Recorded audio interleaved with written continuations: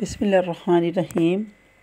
ہزاروں لاکھوں کروڑوں درود بحضور سرور کونین حضرت محمد مصطفیٰ صلی اللہ علیہ وآلہ وسلم پر۔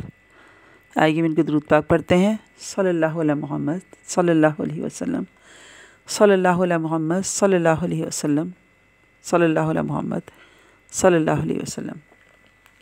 السلام علیکم، جمعہ مبارک۔ روایت ہے کہ ابلیس کا نام پہلے آسمان میں عابد تھا، دوسرے میں زاہد، تیسرے میں عارف، چوتھے میں ولی، پانچویں میں متقی، چھٹے میں خازن، ساتویں میں عزازیل اور لوح محفوظ میں ابلیس۔ اور وہ اپنے انجام سے غافل تھا کہ اللہ نے اس کو حضرت آدم علیہ السلام کے لیے سجدے کے لیے حکم دیا۔ اس نے جواب دیا کہ تو اس کو مجھ پر ترجیح دیتا ہے، حالانکہ میں اس سے اچھا ہوں۔ مجھے تو نے آگ سے پیدا کیا اور اس کو مٹی سے۔ اللہ نے کہا کہ میں جو چاہوں کرتا ہوں۔ شیطان نے کہا میں تو سجدہ نہیں کروں گا۔ غرض یہ کہ یہ تو تکبر کر کے کھڑا رہا اور ابلیس نے سجدہ نہیں کیا۔ یہ تو تکبر کر کے کھڑا رہا اور دوسرے فرشتے آدم کے آگے سجدے میں گر پڑے۔ پھر جب انہوں نے سر اٹھایا اور دیکھا کہ ابلیس نے سجدہ نہیں کیا ہے اور انہیں سجدے کی توفیق دی گئی ہے، تو دوبارہ شکر کا سجدہ بجا لائے۔ اور وہ کھڑا ہوا دیکھ رہا تھا اور اس کے دل میں یہ خیال بھی نہیں آتا تھا کہ یہ آقا کی نافرمانی کفر ہے اور موجب ذلت ہے۔ پھر اللہ تعالیٰ نے قیامت کے روز تک اس کے گلے میں لعنت کا طوق ڈال دیا اور وہ کافروں میں سے ہو گیا، حالانکہ وہ وجیح صورت تھا، بدیع الشکل تھا، 4 بازوؤں والا، بہت علم والا، بڑی عبادت کرنے والا، فرشتوں کا استاد اور ان کا سردار تھا، مگر تکبر و خود پسندی نے سب خوبیوں پر پانی پھیر دیا۔ دیکھیں، عبرت کا مقام ہے کہ اپنی عبادتوں پر ہمیں تکبر نہیں کرنا چاہیے، ان پہ فخر نہیں کرنا چاہیے، ہمیشہ عاجزی اور انکساری کو فوقیت دینی چاہیے اور اللہ تعالیٰ کے ہر حکم کو بجا لانا چاہیے۔ روایت ہے کہ ابلیس نے کہا کہ یا الہی، تو نے مجھ کو آدم کی خاطر جنت سے نکال دیا، حالانکہ تو نے مجھے ان کی گمراہی کے لیے بنایا تھا، تو اب میں ان پر کیوں کر غالب آیا کروں گا؟ فرمایا کہ سوائے انبیاء کے آدم کی تمام اولاد پر تیرا تسلط یعنی قبضہ ہوگا۔ کہا کچھ اور اختیارات عطا کر۔ فرمایا اگر آدم کی 1 اولاد پیدا ہوگی تو تیری 2 ہوں گی۔ کہا کچھ اور بھی عنایت کر۔ فرمایا ان کے دل تیرے رہنے کی جگہ ہوں گے، تو ان کی رگوں میں خون کی مانند جاری ہوگا۔ کہا کچھ اور بھی مہربانی کرو۔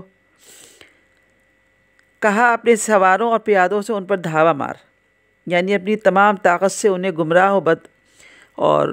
گمراہ بدر راہ کر، اور ان کے اموال میں شریک ہو، یعنی حرام کی ترغیب دے، اور لواطت کا بازار گرم کر، اور ناموں میں شرک سکھلا کہ لوگ عبد العزیٰ، عبد الطاغوت، عبد النبی وغیرہ نام رکھیں، اور ادیان باطلہ یعنی جھوٹے دین کی طرف انہیں متوجہ کر، اور برے کام اور بری عادتوں کا ان میں رواج دے، اور انہیں جھوٹے وعدوں سے ورغلا وغیرہ وغیرہ۔ حضرت آدم علیہ السلام نے کہا یا رب، تو نے اس کو مجھ پر غلبہ دے دیا ہے، اب میں تیری مدد کے بغیر اس کو کس طرح دفع کر سکوں گا؟ اللہ تعالیٰ نے کہا مت ڈرو، میں تیری ہر ایک اولاد کے ساتھ نگہبان فرشتے مقرر کر دوں گا۔ حضرت آدم علیہ السلام نے فرمایا یا الہی، کچھ اور مہربانی فرما۔ فرمایا کہ تیری اولاد کو 1 نیکی کے بدلے 10 نیکیوں کا ثواب دوں گا۔ کہا کچھ اور عنایت کیجیے۔ فرمایا آخری دم تک ان کے لیے توبہ کا دروازہ کھلا رہے گا۔ کہا کچھ اور زیادہ کرو۔ فرمایا میں ان کو بالکل معاف کر دوں گا اور میں بے پرواہ ہوں۔ آدم علیہ السلام نے کہا بس اب کافی ہے۔ پھر ابلیس نے کہا یا رب، بنی آدم میں تو نے رسول بھیجے ہیں اور ان کے لیے کتابیں اتاری ہیں، میرے رسول کون ہیں؟ فرمایا کہ کاہن لوگ تیرے رسول ہیں، یعنی جادو ٹونے کرنے والے۔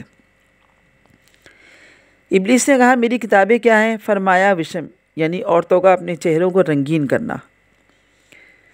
اس نے کہا میری حدیث کی کتاب کون سی ہے؟ فرمایا جھوٹ۔ اس نے کہا میرا قرآن کیا ہے؟ فرمایا شعر۔ کہا میرا مؤذن کیا ہے؟ فرمایا مزمار یعنی بانسری اور طبل وغیرہ یہ میوزک بجانے والا۔ کہا میری مسجد کیا ہے؟ فرمایا بازار۔ کہا میرا گھر کیا ہے؟ شیطان کا گھر۔ فرمایا حمام۔ کہا میرا کھانا کیا ہے؟ فرمایا جس پر میرا نام نہ لیا جائے، یعنی جس پر اللہ تعالیٰ کا نام نہیں لیا جاتا وہ شیطان کا کھانا ہے۔